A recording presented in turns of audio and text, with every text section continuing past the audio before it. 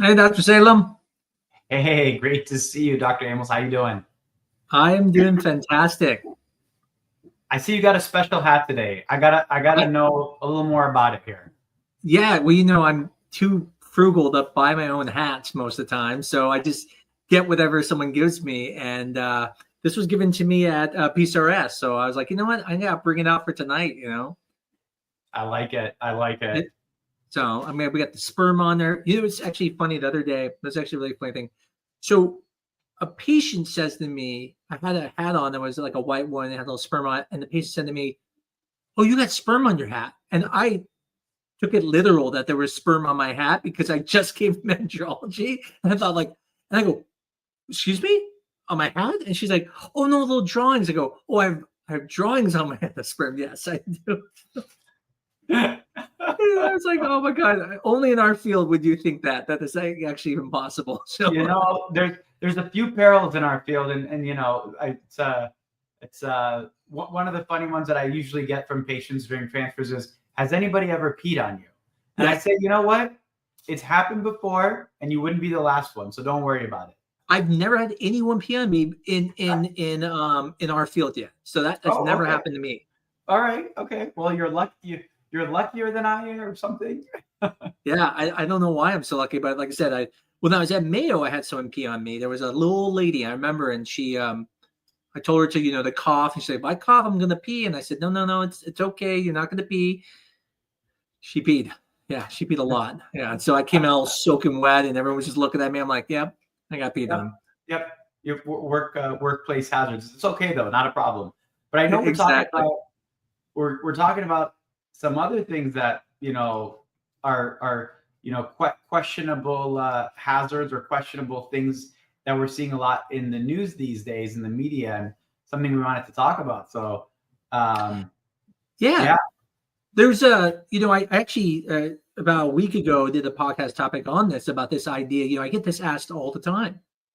Am I discarding abnormal embryos? And the thing is, if you go back to like 2014, 2015, I forgot which clinic I was with. It was like Gretcher or something. His name was, a Breacher. That guy came out and basically said, hey, I put back, so many embryos that were abnormal, and all these live births came from it. And I mean, that really did wake people up. It made people go, what's going on here? And so the question is, how is that possible? How can you put back abnormal embryos and get a live birth from it? And I know you used to work with the great doctor at USC who, I would say wasn't originally a big fan of PGT. I know a lot of doctors are coming around, and actually I think those doctors kind of set the path forward for us to understand that PGT is in everything, and that we had to take a step back and go, we're missing things here, such as mosaic embryos.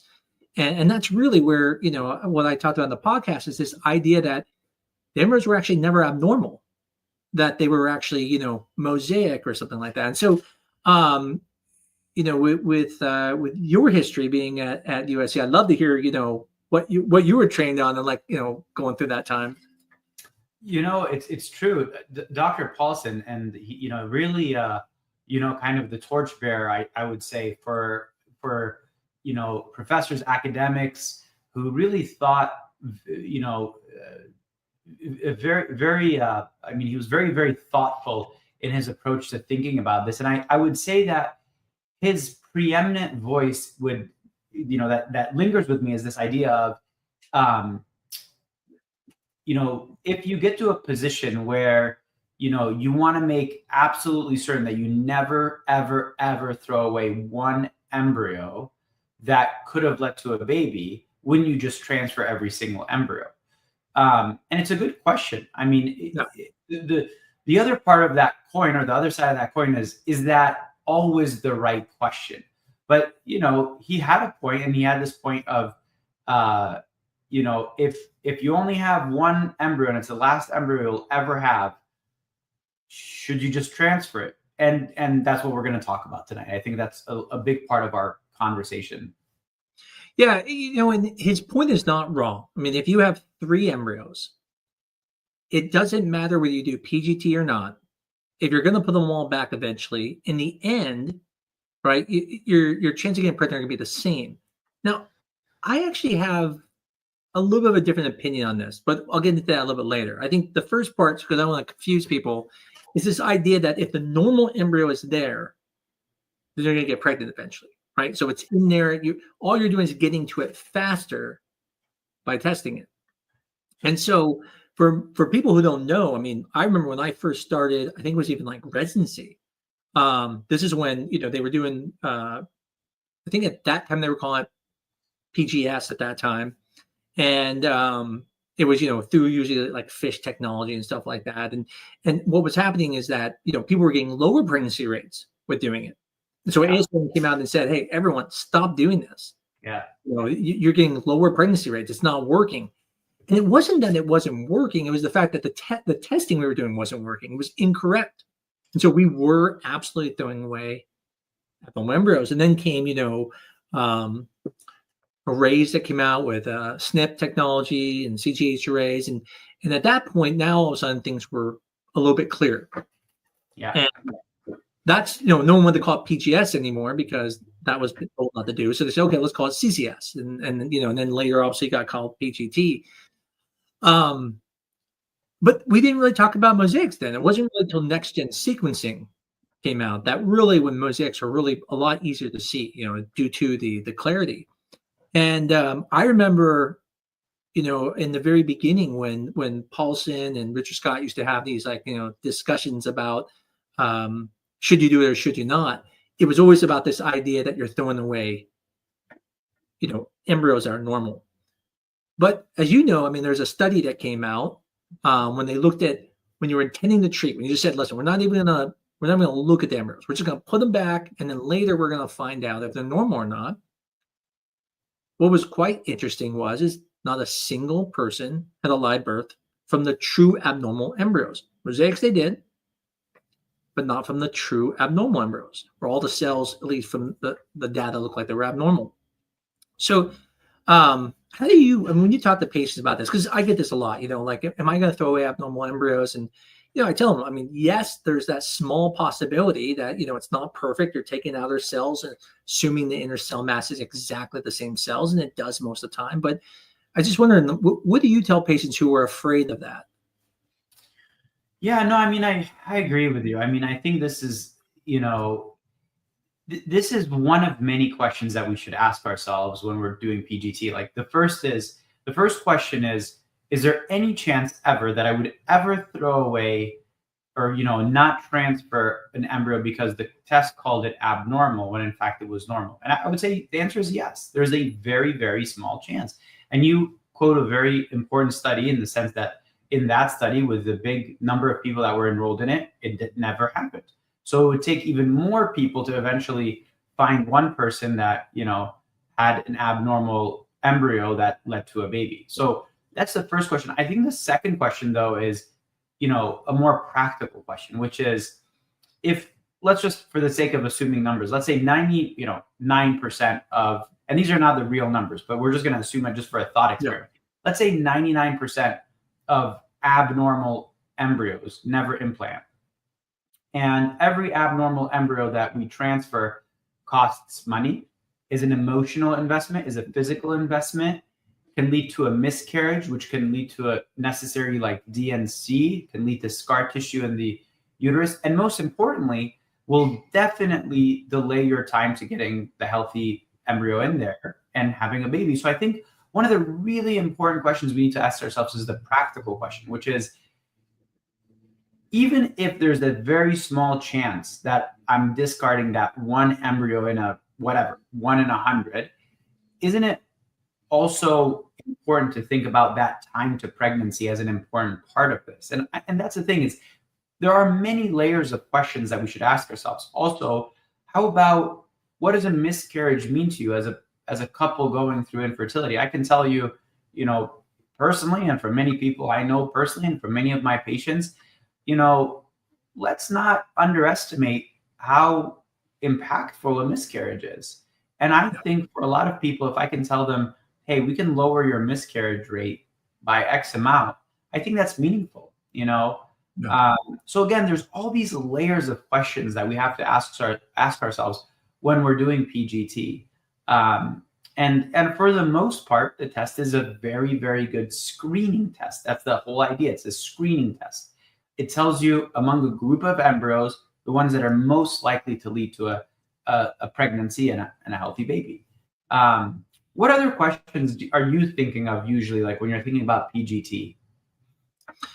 Yeah, I also look at it from the standpoint of, you were talking about miscarriages, and there's even some data out there showing just if you keep having failed transfers, that there's this idea that you may just give up, right? This hopelessness that you may develop.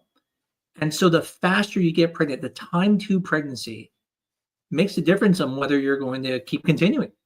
Yeah. I was really surprised with some of those statistics. Yeah.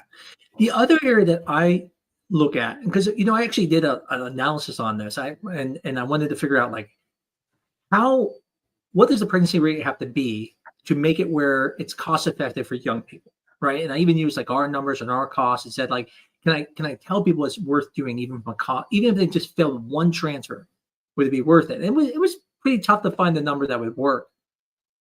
But where I think the greatest value in PGT is for young people, or let's say even people who are not, 38 or older, is it's a normal embryo.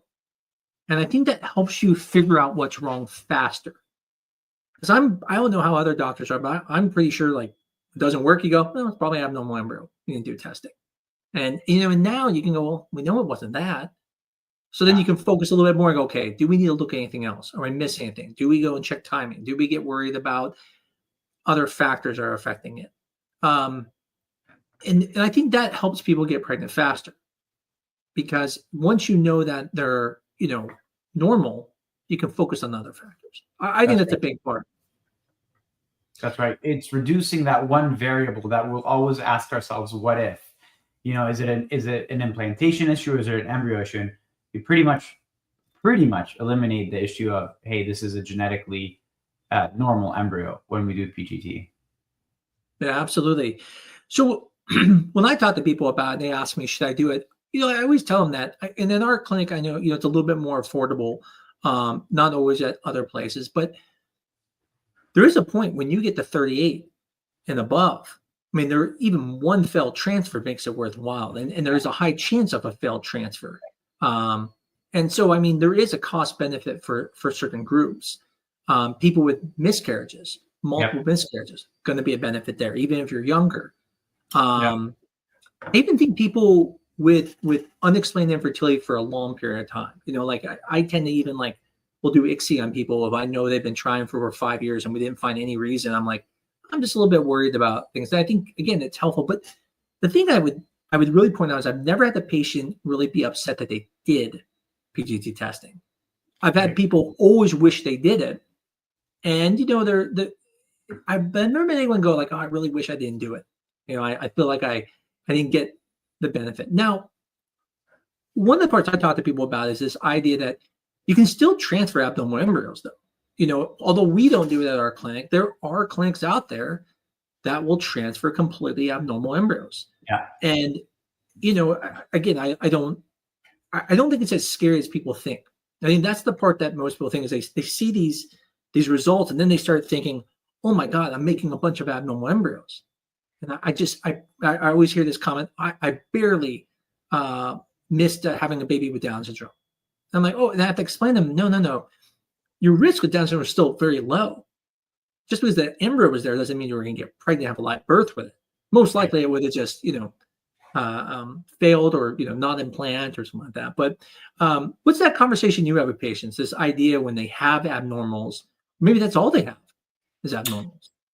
Yeah, that's that conversation comes up, of course, as people get older, as couples get older, and especially, as the woman gets older, we do see a higher rate of, all the embryos being genetically abnormal. And we know that, beyond the age of 45 and beyond, it can be as high as 90% of the embryos are abnormal at that point. But in many ways, I feel like that's all the more reason to at least consider doing the testing, because, you might have to go through multiple retrievals to get to that golden egg, if you will. And I think that's really important.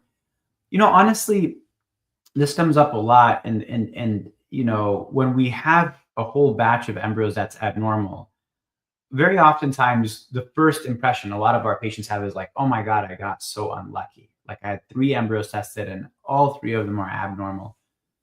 And honestly, like where I try to like highlight to them is, hey, listen, if we didn't know these were abnormal, we would be the same place 3, 4, 5, 6 months down the road thinking about doing another retrieval. We've been able to skip all that lost time by just going straight to another retrieval and trying to find that golden egg, if you will, or that, creating that golden embryo. And I think when we reframe it and we really think about, hey, this is actually a very fortunate thing that we were able to avoid all that lost time, that heartache, the cost. People tend to see the positives of saying, well, I did an IVF cycle, it didn't lead to a transfer, but I'm actually happy in a way that I have this information. Yeah, and your point also, as you made earlier about, even like miscarriages, if you are older and time's not on your side, miscarriages aren't always just a 1 month experience. It could be 4 months, 5 months if you're further along, and that's time lost. I also think anyone who is going to bank embryos, again, another point where what are you banking? You don't know, and so I do think testing is worth it. But the study from 2015 really brought up the question of, are we transferring abnormal embryos? And so most people know no one's ever done a study yet to determine if doing testing and not doing testing, if there would be a difference in the cumulative rate. So in other words, like, is PGT hurting the embryos? We don't think so. But again, that study would be very difficult to do because you would have to have people, let's say if they had like 10 embryos, they'd have to go through all 10 embryos. And then, you have to do, so it's hard to truly know. Again, in my mind, and I don't know how many, what percentage of people fail after 3 embryos, but it's very small, amount of people after 3. And so the question is that group might benefit because then you could sit there and say, well, they maybe would have quit because after maybe multiple transfers, they finally quit. But again, it would be a really interesting study to do. So that's the question I know a lot of people go is, am I hurting the embryo? On that thought, I have a hard time believing it hurts the embryo. And the reason I have a hard time believing that is because just removing the cells itself won't hurt the embryos. We know this because, you can take a small amount of cells and everything be fine. It actually releases cells on its own. We know embryos split and, things that happen. But I do think there is a point where you can hurt the embryo if you don't know what you're doing or if you take too many cells. Yeah. And that has, we do see the difference between embryologists. We do see the difference between clinics and stuff like that. What do you tell people about, like, is it going to hurt the embryo? Because I get this question a lot. How do I know it's not hurting the embryo? Yeah, so the first thing that we always talk about is very technically, like, where is this biopsy coming from?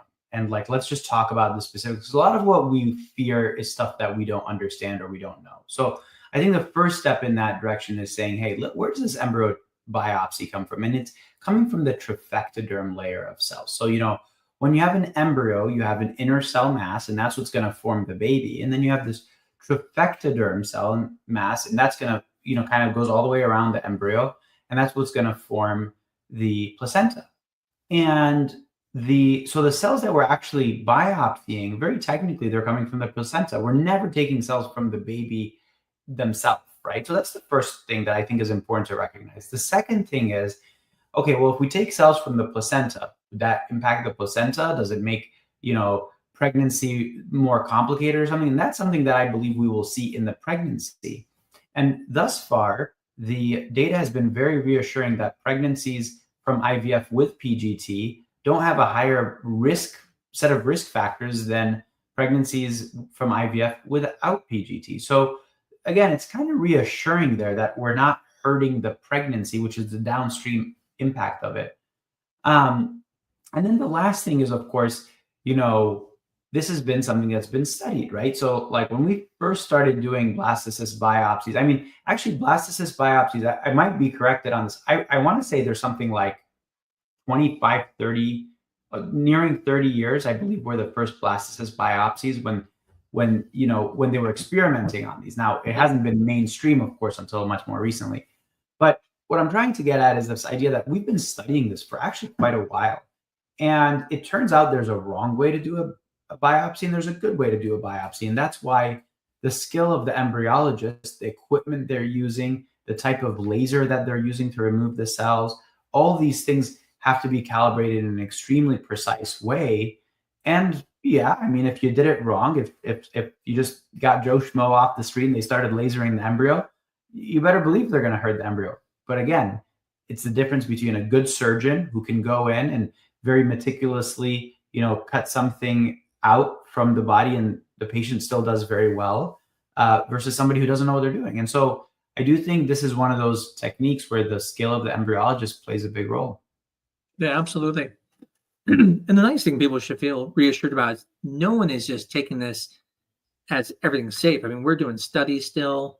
I see studies even on techniques of biopsies.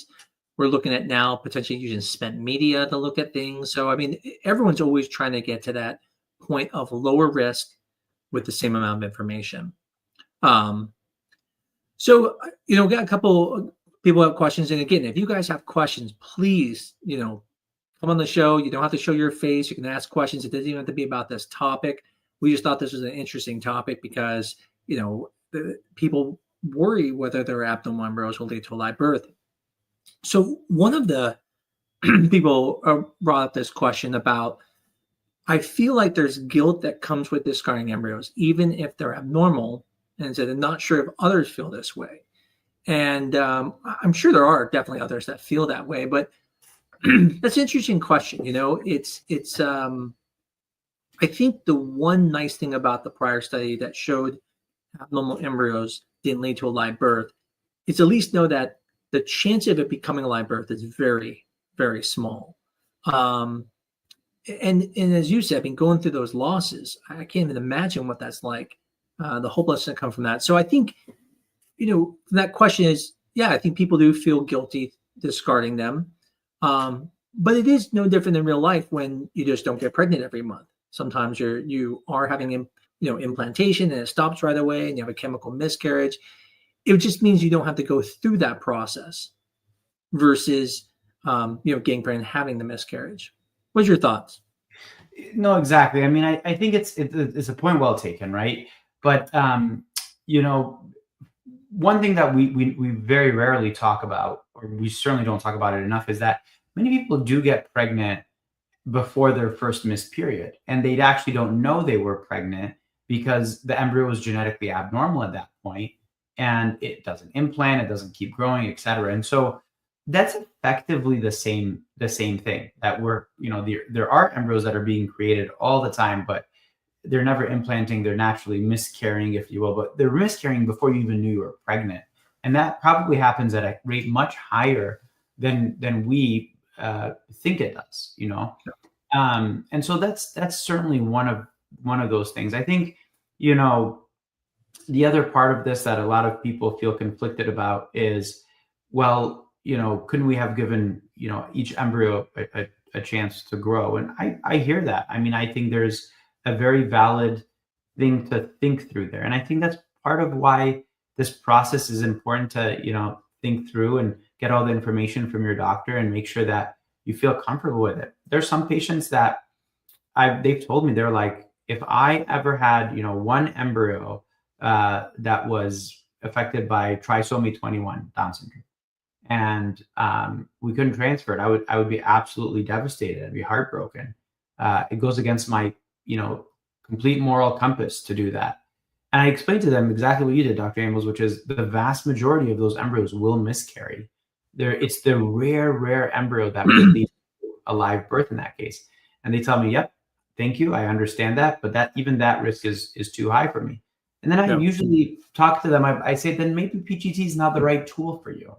Maybe it's not something you want to use and we just need to go down another route. But I think with most people, when we have that conversation, they understand that the natural biology of this is one that already does this selection process. All we're doing is we're kind of doing that selection process in a physically separate compartment, which is the IVF lab.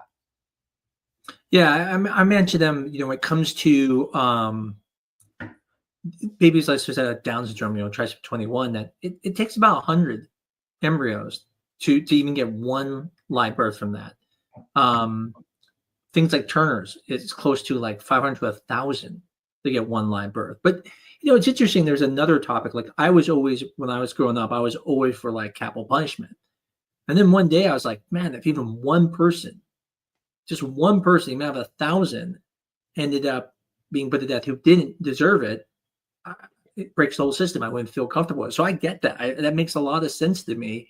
I think the only difference is that even when that gets a live birth, I mean, there's no guarantee that things will go well. But it's a great question, and it's hard for, I think, a lot of people. But then I go back to that point of you can still transfer it. There are clinics who will transfer it, and I know here locally we have a clinic that will do it. And I've even known people come out of the state to come here just to get abnormal embryos transferred. And so I think that's the good news, is that at least there is an option for people. Yeah. So yeah. I know we have Rachel here, and I know she has a question for us. And so I was going to bring her on. Again, anyone has any questions, please feel free to come on. We'd love to hear your questions. It does not have to be about this topic. Hi, Rachel. Hi. How are you doing? Good. How are you? Very good. Yeah, thank you guys so much for all the great knowledge. My question is unrelated to this, but I guess maybe similar. So I was diagnosed with POI a few years ago, and I'm thinking about trying IVF. But in regard, I know that the statistics are low for a live birth and everything like that. But now, just kind of hearing conversations, is IVF worth it in terms of like the side effects with my condition, or should I just not even kind of bother with thinking about it? Yeah. No, thanks for asking the question. Yeah. Well, yeah. Go ahead, Dr. Amols. Yeah. Well, I was just going to make sure everyone knows what POI is, because I don't think that's a common term people hear of. There used to be a thing called POF, and then it got changed to POI. POF used to be premature ovarian failure. Now we call it premature ovarian insufficiency. So just so people understand what that is. The statistics are lower, but I think, like a lot of things, it's a little bit of a grab bag term. I've seen patients who have been called POI, and they're not truly POI. And then I've seen other patients who, are fully into menopause, for 4 years and come into my clinic. And so if you don't mind, Rachel, I just ask you some more questions. Like, is this like a new diagnosis you have? Are you still getting menses? It's not a new well, it's got it 3 years ago, the diagnosis. And then I've just been doing a bunch of testing now. I got diagnosed with hyperthyroidism a few months ago, and then I went on medication for that. I don't have consistent menses anymore. So now I don't know if I don't know where I kind of am in it, or if it's perimenopausal, because it kind of blends together. So, yeah. But you do still get menses at times? Yeah, at times. It's been a few months, though, like 2 months so far. Mm-hmm. And when did it stop being more regular, where you would get it, let's say, every month or every month and a half, into where it's going months without it? How long has that been going on for? Well, so this is the longest period of time in over a year. It switched about a year ago to every other month that I would have a menses. And then I've been trying, I did try an IUI procedure 4 months ago that was successful. And then it wasn't successful in terms of a birth. I at least grew an egg, because I know that you don't respond to medication. Yeah. So it wasn't successful in that. But then I tried 2 other times just to grow an egg, and then they weren't successful. And so kind of all over the place. Sorry. Yeah. You might have asked your age as well? I just turned 34. Okay. So I wanted to let you know, I'm sorry that you're going through, this. I know it's hard. My wife also went in kind of like premature ovarian failure at a pretty young age, but not as young as you. It was a little bit later than that. And I've had even one of my nurses actually, same type of situation. But one of the things is, if you're still having periods, that's one of the best signs. So that tells us at least there's some functioning system. The fact that you could even do an IUI, was it just with something like Clomid from Mara, or did you have to use injectables? No, just the Clomid, and then I just did the HCG. I did HCG trigger shot. Oh, and you made the follicle grow. Well, that's great. Yeah. So it shows there's some function there, and that puts you into at least a better category. Versus, like I said, someone who hasn't had a period in 3 years with an FSH level that's like, say, 100. Those are much harder cases and really are pretty dismal.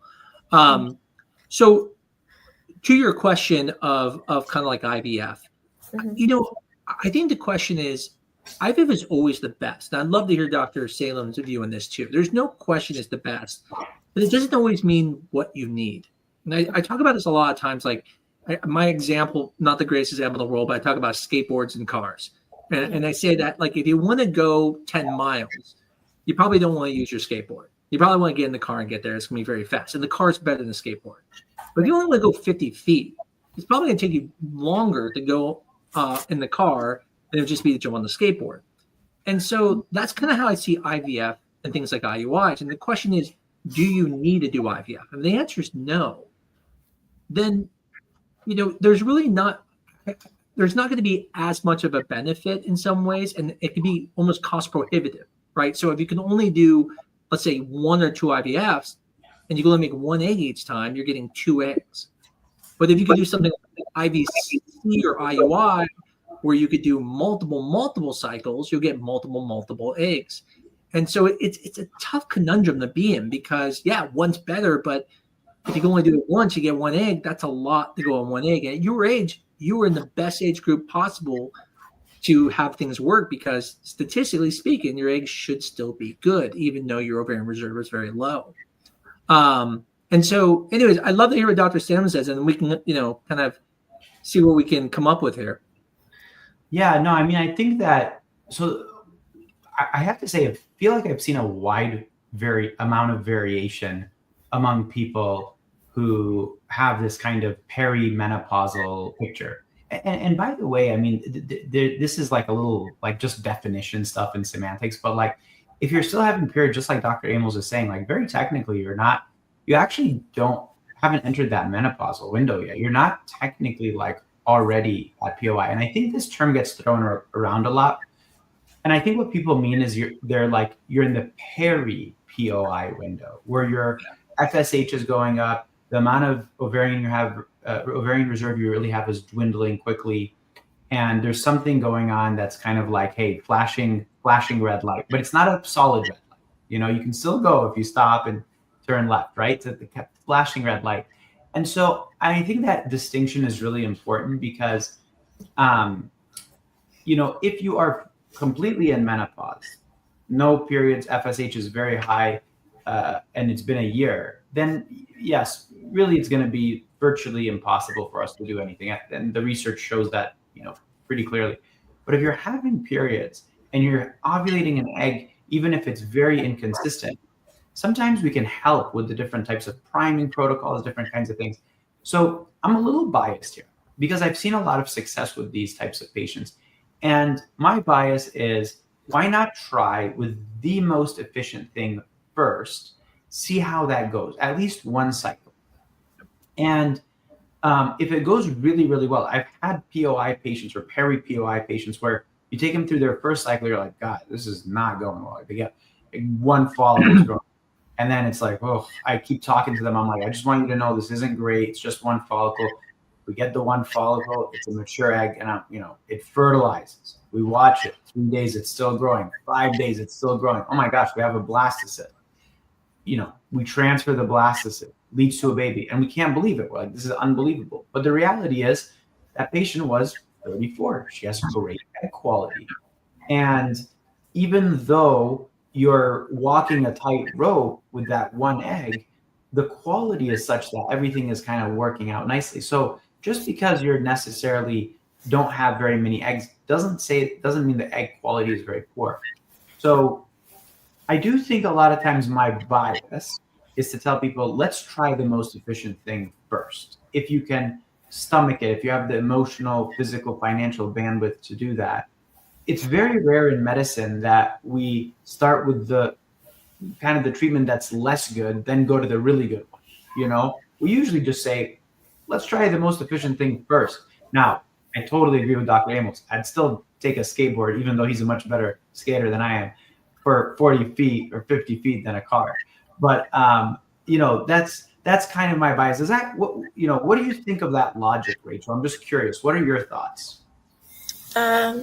Yeah, no, this has been very helpful. I've been contemplating between IVF or, the other option that my doctors told me is just an egg donor. So I'm really not ready to accept an egg donor yet. So the IUI versus the IVF, is kind of where I stand, just to even give myself a chance, just because that emotional part has been really conflicting for me. So. Well, I would tell you definitely don't jump to an egg donor, because if you were 42 in this situation, egg donor probably makes sense. As Dr. Salem pointed out, I mean, you're in that age group where there are normal eggs there. And so, you can always I always tell people, you can always use a donor. It doesn't matter if you do it now or 2 years from now, the chances are going to be about the same. So you don't have to jump to that. And it's really important for you to have that closure, at least know that things, will work or won't work. And I actually don't disagree with Dr. Salem. And I probably, in a short amount of time, didn't point this out. I agree 100%. If you are sitting on an opportunity, things will work, you do the best thing first. But I also look at it from the standpoint is not everyone can do the best thing first. And I would even make an argument that it's best to, if you get an embryo, don't even use it. Actually keep that embryo and now try to get pregnant with either IUIs or get pregnant whatever other way you can, and save that as a backup. Because as he mentioned, you can always go back to IUIs. But it's hard to, you want to do your best thing first when you have the best opportunity. And I would definitely try stuff. Make sure you're with, I'm not trying to say anything about your doctor. I don't know who they are, but make sure they're a clinic that's done patients like this. Because as Dr. Salem pointed out, I too have had patients who are basically considered, perimenopausal and have had multiple live births from patients. And the way you do that is you have to use different protocols. It's not the standard. If you're getting the standard thing, you're probably, you might get lucky, but there really are special protocols that have been made for this. I literally just did a podcast on this yesterday about different protocols. And it's unlike the way you would think it, where most people don't want to be oversuppressed. You actually want to be oversuppressed sometimes, depending on how severe your FSH levels are. There's ways to add other medications into it. So, like I said, just make sure that they've worked with patients like this, and it's kind of something they're good at. And always get a second opinion on this before you jump to donors. That's one thing I'll tell you. I mean, I hate to see you jump to it right away with just because someone says it. If you're producing an egg and you're able to do it with IUI, you sound like actually a really good candidate for doing something like IVF. You might get 2 or 3 eggs with that. Rachel, I think there's one more point. I just want to keep you here for one more second, because you shared something with all the other listeners out there that I think is really important, which is this idea of like, hey, listen, I'm not ready to move to a donor egg. And I think that's so important, because I've had so many patients over the years, and I go back to them and I ask them whether or not they were successful with their own eggs or not after the fact. And I say, do you regret having tried with your own eggs? Not a single patient that I've ever spoken with has told me they regret trying, one round of IVF. I've had some extreme cases where some people have tried a lot of rounds of IVF, and I was really advising them to try, donor earlier.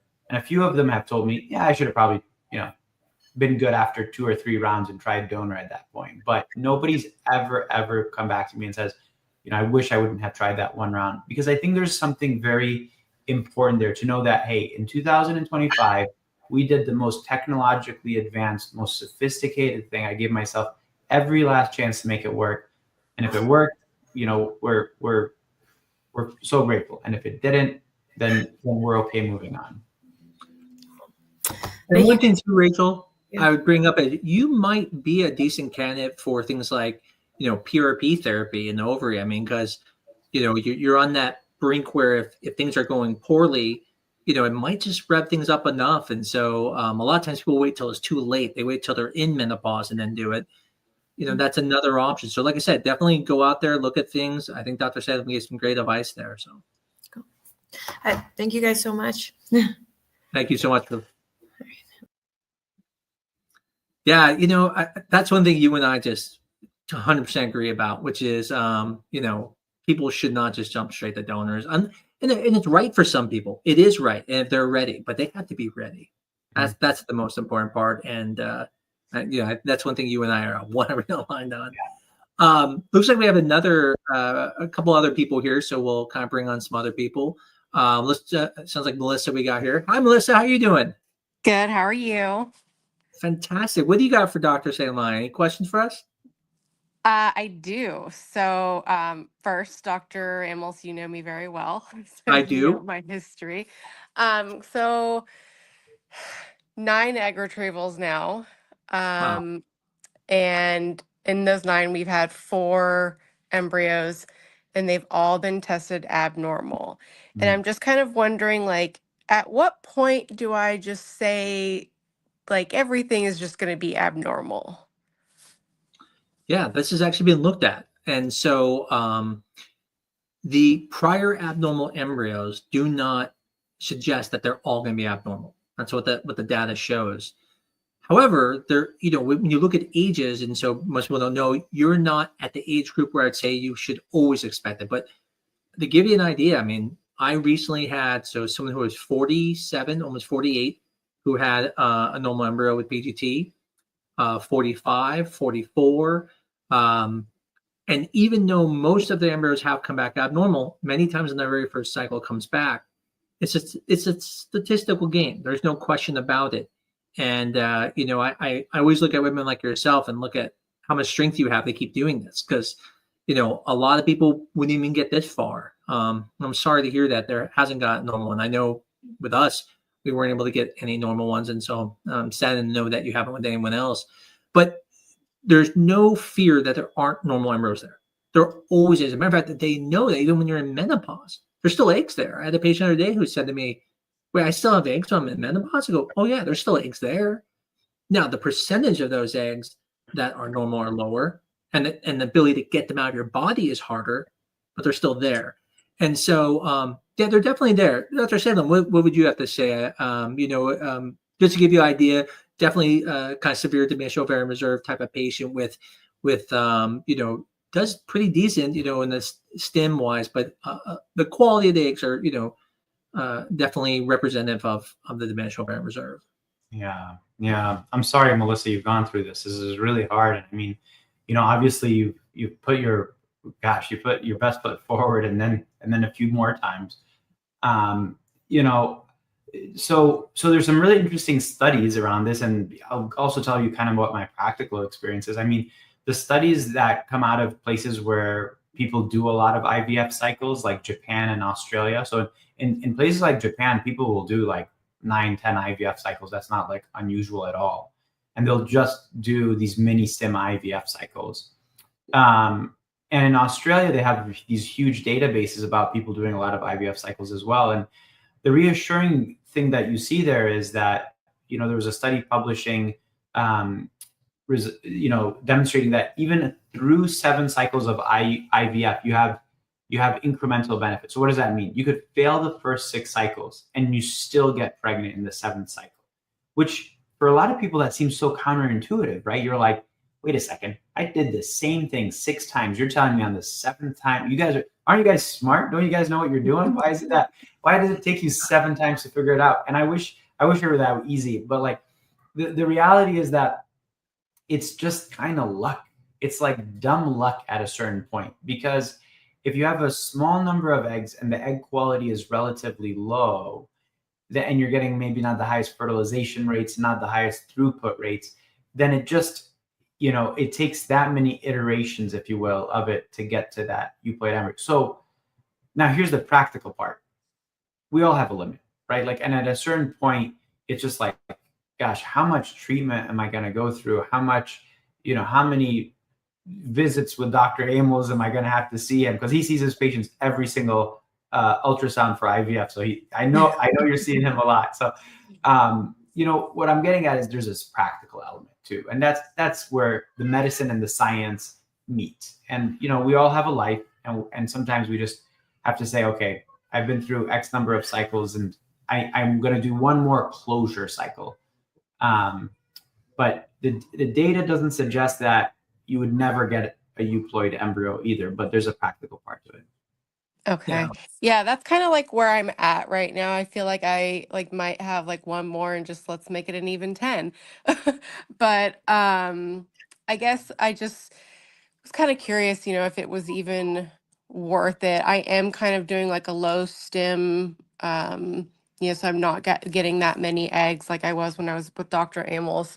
But what was really interesting about this last round was the quality of this embryo. It was actually graded very good. And so it was like shocking that it came back abnormal. And so I guess that was just really interesting to me. And the only other question that I really had regarding this was there isn't anything that me or my husband can do to make those chromosomal abnormalities not happen, right? Like there's no supplements or lifestyle changes that we can do to like help prevent this, right? Especially when the quality of the egg was actually good and it made it. Yeah, there's different what are called like mitotic disorders and meiotic disorders, when it comes to chromosomes. And the ones you're born with are the meiotic ones. Those are the ones that when you're in your mother's womb. And those are really what most of these are. Mitotic disorders, which are where the cells are, let's say everything is dividing later, there is some evidence that with mitochondria quality and stuff that might affect that a little bit, but that's not most of these issues. And so I always tell patients there's nothing you can do, and I think Dr. Salem said best. There is a point where you get age-wise and the number of eggs you're making where it's no longer about doing something right, being at the right clinic. It is just chance. It really is just a numbers game at that point. Because the thing I've told you before, I said to you that it's not a question of if. I can guarantee you, if you can keep going and you can keep going, you will get there. The problem is who can keep doing that? I mean, I'm impressed already. And just so listeners who are listening know, I mean, I even recommended for you to try somewhere else. I said, listen, I've done everything I can and we just haven't had the luck. I said, it's worth trying something else. Just maybe someone else just has dumb luck and we'll get it, right one time. And as I told you, I said, yes, if you go and do less meds, you're going to get less eggs. The quality part, what's interesting is the morphology doesn't represent the DNA. There is some association, but it's definitely not a direct causation. So that's the reason why you can have a beautiful AA embryo and it can be your worst embryo. And that's really what PGT did. It helped people understand that the best embryos aren't always the ones that are going to get people pregnant. So, but I am so sorry, Melissa. I do pray for you, and as I do everyone, I'm sorry that it hasn't worked yet. No, it's okay. I mean, I miss you. I miss you too. I always talk very highly about you and the New Direction team, and it's definitely hard to do this journey without you, but I'm stubborn and I just don't want to give up. I'm not ready to lose that dream. And I think I guess like, is there a risk other than my mental health? Is there a risk of me continuing? Like, is there a danger? I don't think there's a danger. I'd love to hear what Dr. Salem says about this, but we also don't have a lot of data on people who do 10 cycles, right? So we have a lot of data on people who do 6 cycles, but 10 is on the higher side. Dr. Salem mentioned about in Japan and some of these other countries where they do lots of multiple cycles, and that's kind of what you are. And I would assume the data says no, but Dr. Salem might be better to answer that one.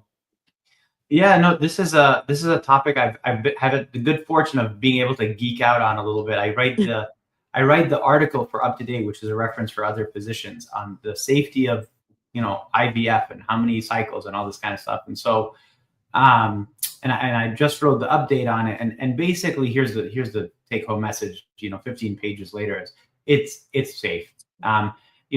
Basically, do your regular screening. Make sure you're getting a mammogram. Make sure you're getting your regular screening. The incremental risk of each retrieval is very, very, very small. We're talking about a procedure that big picture is about as safe or safer than a colonoscopy in terms of, the risk of a serious complication in expert hands. So the only, major sort of medical thing is exactly what you mentioned, which is mental health stuff, Melissa. As long as you feel like you're doing well there and you have a good support team around you and your clinic's taking care of you and that kind of thing, I think Okay. most people are totally fine. And Dr. Amos, I listened to your podcast, and I just want to make sure I understand this properly. There's no chance, like if a embryo is tested, PGT tested, and it comes back, missing chromosome 21 or whatever. It's not if you were to implant it, like there's no changing that, right? Like it can't change once it implants, like that missing chromosome will never grow. I guess I don't know if that sounds stupid.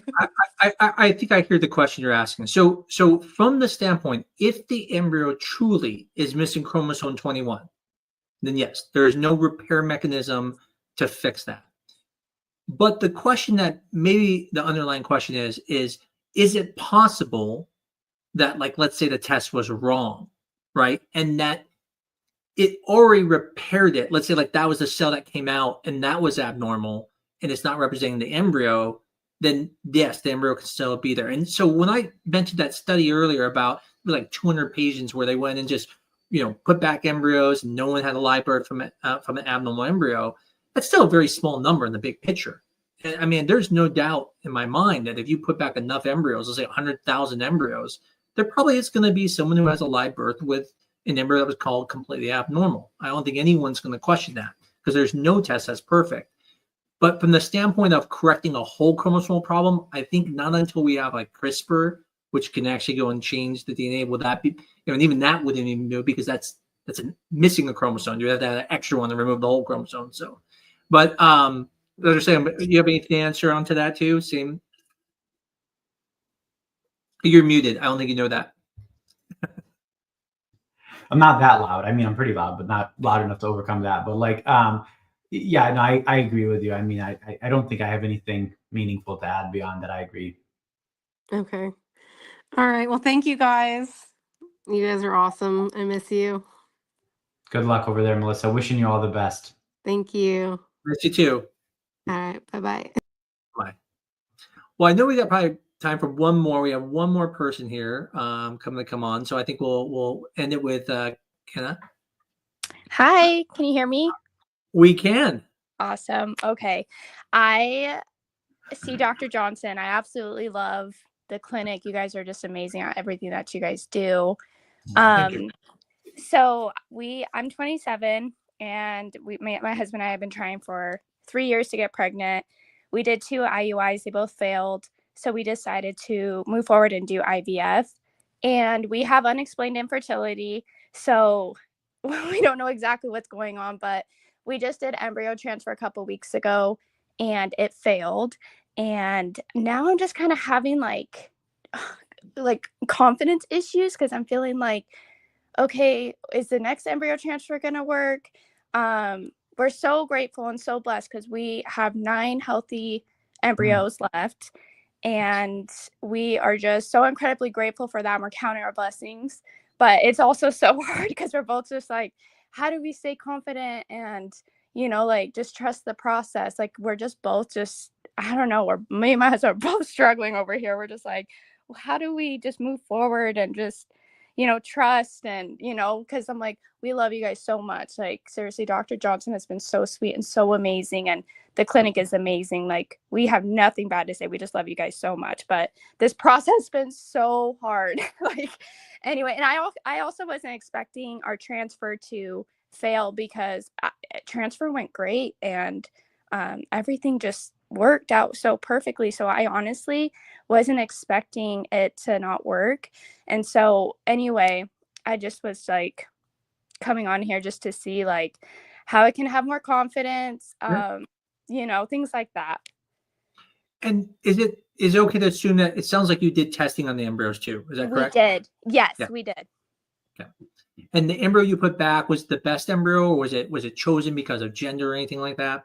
We chose a girl, but because I wanted to have a girl, but obviously like now we're like, okay, next time we're going to choose the best embryo.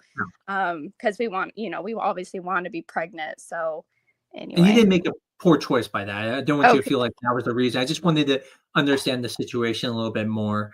Dr. Salem, what do you have to say to her to help her encouragement? I mean, obviously, I think there's a lot we can tell her. Oh my gosh. First of all, I mean, I can just tell you're a super courageous, confident person. I mean, you're coming on the show. You got, two big, bad, mean wolves out here. No, I'm kidding. Hopefully we're not. Hopefully we're pretty easy on here. But, this is a hard process. Like that's the first thing I want to say. And I think that anybody who says they're not kind of a little shaken when they go through an embryo transfer and it doesn't work, and they've gone through all this kind of stuff, maybe isn't letting on to the whole truth. And I think if you polled 100 couples, men or women, that they'll probably almost all tell you, hey, I feel a little shaken from this. It's the other side of all of that is we as doctors know how these things go. And when you have that many embryos that are normal and, your age and everything like that, I can tell you with a very, very, very high degree of confidence that this will eventually work for you. And if it wasn't the last embryo, it's most likely the next embryo. And if it's not that one, it's almost certainly the one after that. Obviously, we can't just be, haphazard about it and just say, oh, whatever, just always keep just trying and not think about it. Dr. Johnson's an extremely thoughtful doctor. And I know he's going to put every piece of data into making sure that he looks at why it may have not worked. So was it that you got a biochemical pregnancy? Did it not implant? Is there something we could look at further about your endometrial lining? Was there some other parameter that could be optimized? And if nothing comes up, sometimes we say, hey, this looks like it was just maybe unlucky. We're going to just try again, because we know that even the very best embryos at minimum don't implant 30% of the time, right? 30% of people with perfect embryos don't get it to work. That's 3 out of every 10 people. Everything is perfect. It still doesn't work. But the next time around, you get that really high chance of it working again, 60 to 70% of, implanting leading to a pregnancy. So that's my perspective on it. But I do know that that can feel really hard when you're in the moment. But how do you, talk about this, doctor? I'm just, curious. Yeah, I think you should feel very confident, as Dr. Salem said. I mean, statistically speaking, the fact that you have 9 embryos, there's almost zero chance you're not coming away successful, other than if you just stop. And that's the one thing we talk about is, this idea of being able to keep going, because it is hard. And I think, they acknowledge that. I mean, IVF is the best thing we have. You even went a step further. You tested the embryos. So when it doesn't work, there's this feeling of severe hopelessness, like, well, wow, that didn't work. And all these 3 years are not working. You really start to feel like it's never going to work. But that's definitely not true. As he said, even in our clinic, we have pretty good implantation rates. Still about 1 in 4 don't implant at all when you put back 1 embryo. That's a pretty big number. We don't like to think of it as a big number, but I mean, if you knew, like, let's say driving to your appointment had a 25% chance of dying, you'd be like, okay, we're doing telemedicine today. I'm not going to go to that appointment because that's too high of a risk. So it really is it's a good chance, but it's still not as high as we like to think of it. It's not 100%, right? By the time you do that second transfer, now only about 1 out of 7 people will not be pregnant. And even by the third one, it's close to about like 1 out of 10. Now, the question that Dr. Salem was saying is that you can look at the data and make some adjustments, but usually in the first one, because it's such a high chance of not, coming away successful, about 40% of people don't have a live birth. As Dr. Salem said, 25 to 30% don't have implantation. So when that doesn't happen, it's hard to jump to all these tests that are very rarely the problem. So for example, like timing issues only affect about 10 to 15% of people. And even the people who have timing issues doesn't mean that fixing it's going to fix anything, because it wasn't that big of a deal, even though there might have been off a little bit. So what a lot of people do is they just do the other transfer. And we have the benefit of seeing thousands of these. And so we know that on that second transfer, it works. And we get all the credit that we did something better. But in reality, we just did another transfer. for patients, the scary part is, what if there's something else wrong? And it's not an unfair thing to ask. The problem is it worth really doing all the testing now when in reality it could have just been chance? And so what most people do is they wait till that second failed transfer, which sucks to have to go through. But after that, if that happens, that's really when people start going, okay, now we need to start looking at things even a little bit more in depth. And I have no doubt, as Dr. Salem said, Dr. Johnson has absolutely looked at everything. He goes back, looks at his notes from the transfers, looks at everything, goes, is there anything else we could do different right now? But in reality, if you do nothing different, just doing a second transfer, most people will come away successful. I have no doubt you're going to have success on your second transfer. The only thing I do a little bit different is if I ever have a failed transfer in the first one, I do draw the blood on day 5 and 7 a little bit earlier, just so I can figure out, is it implanting or not? That really helps me make some more decisions. That doesn't mean people need to do it. It's not wrong not to do it. It's just something I do. Okay. No, you guys are helping me so much because I'm like, okay, I have like no confidence. I'm like, I feel like I've just been like, oh, obviously we're going to try it again and we'll keep trying. We won't stop, but it's just been a hard couple of weeks. So anyway, but I appreciate you both. You guys are so sweet. And thank you so much for answering all my questions and for the encouragement. You're going to do great. You're going to do absolutely well. If you see us in the hallway, tell us, hey, you guys are right. I got it right on that next one. So. Oh, I totally will. And please come on to the show once you are pregnant. That might be really soon. So come on to the show. That would help people see that it does work, because the problem is they don't get to see that. So yeah, no, for sure. Oh my gosh, you guys are so sweet. Well, I'm excited. I know it will happen. I do. It's just a matter of time, trusting the whole process. Absolutely. Well, you have a great night. You too. Thank you. Well, Dr. Salem, anything you have to end off on this topic? I'll give my first, and I think you should end it. I think PGT is a great thing to do. I think, honestly, even young people, I think if it's free, I would say to do it, because I do believe there is some benefit, to at least know, like, she now knows that it didn't not work because the embryo was abnormal, right? So it already gives her the confidence, okay, there could be something else, or it could just be chance. Whereas if she didn't do that, she would be thinking, what if all my embryos are abnormal, type of thing. And then the confidence people can feel is that you can still transfer those embryos. There are people that do it. But, in the end, I think people don't have to be worried about throwing away abnormal embryos. I think the data really shows that it would be very, very rare if that ever happens. And again, if you're worried about it, you could theoretically transfer them. And like I said, although we don't, there are clinics out there who do. And so I'd love to see, like I said, how you want to send us off on this. Any pearls of wisdom that you want to give off on this last minute? No, I think, you put it great. And the big thing that I always think about is, net harms to benefit. So meaning, like, how beneficial is this incredible technology to how much potential harm could it do? And I think it really favors the direction of doing the testing for the vast, vast majority of people. Maybe not every single person, but the vast majority of people are going to get a tremendous amount of benefit. And I think one of the things that, I'm just extremely proud of kind of what we have been able to do at our clinic, and what, some others have tried to do, is just making this more accessible. And I think this is a technology that, 15, 20 years ago, if you would have talked about how many people could access this unbelievably powerful technology, I think we would have all been shocked that we could have made it this accessible. And it's something that I think is very worth, thinking about. I think we would never say there is no risk, that it's 0%, that it's never, ever gonna, lead to something, but the overall benefit, I think, in many, many cases favors doing PGT. And I think I'll just leave it with that. Well, thanks for being up again. I look forward to talking again here in a couple weeks here, and we'll do our next show. But have a good night, okay? Have a good night, everybody.